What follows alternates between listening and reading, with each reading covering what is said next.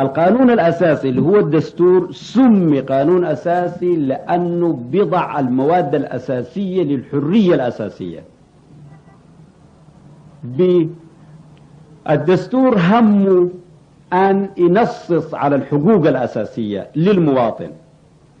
الحقوق الأساسية نفسها سميت أساسية لأنها ما بيعطيك هاي إنسان ولا بيسلبها منك إنسان إلا في حكم جاير، اللي هي حق الحياة وحق الحرية. ده حق أساسي. تعلم الحكاية اللي قالها عمر بن الخطاب لعمرو بن العاص، قال له: متى استعبدتم الناس وقد ولدتهم أمهاتهم أحرارا؟ ولدوا ومن هنا لهم حق الحياة، ولدوا أحرار. فكأنه الحق الأساسي اللي أنت مولود به يقوم الدستور ليحفظه لك.